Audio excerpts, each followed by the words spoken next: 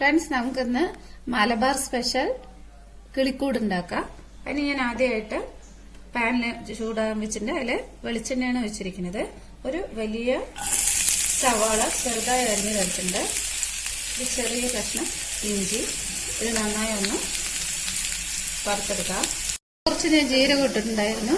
ഇനി ഞാൻ കുറച്ച് ചെറിയൊരളവിൽ മുളക് പൊടി, കുറച്ച് ചിക്കൻ മസാല ഇട്ടിട്ട് നന്നായി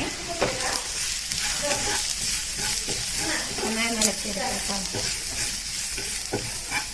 അതിലേക്കൊരു 4 ഉരുളക്കിഴങ്ങ് വേവിച്ച് ഉടച്ചാണ് ഉപ്പിട്ട് ഉടച്ചു വെച്ചത്.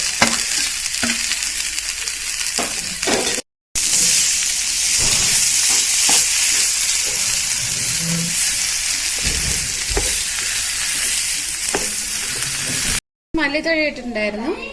അപ്പോൾ ഇതിന് ഒരുവിധം നന്നായി ആയിട്ടുണ്ട്. ഇത് നന്നായി ചൂടാറാൻ വെക്കുക. ഇത് നന്നായി കുഴച്ച് വെച്ചിട്ടുണ്ട്.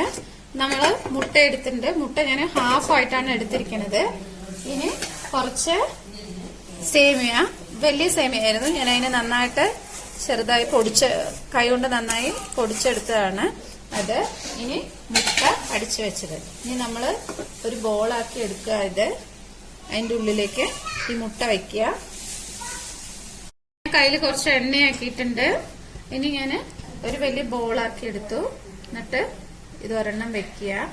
വെച്ചിട്ട് ഇത് അടച്ചു വെക്കുക. എണ്ണ ചൂടായിട്ടുണ്ട്. ഇത് മുട്ടയിലേക്ക് ഞാൻ മുട്ടയിൽ കുറച്ച് മഞ്ഞൾ ഇട്ടിട്ടുണ്ടായിരുന്നു. അപ്പൊ അതുകൊണ്ടാണ് ഇത്രയും കളറ്. എന്നിട്ട് നമ്മള് ഇതിൽ നന്നായി ആക്കിയെടുക്കുക. ആവാൻ കുറച്ച് ബുദ്ധിമുട്ടുണ്ട്. അത് നന്നായി ആക്കിയെടുക്കുക. എന്നിട്ട് നമ്മൾ എണ്ണയിലേക്ക് ഇടുക.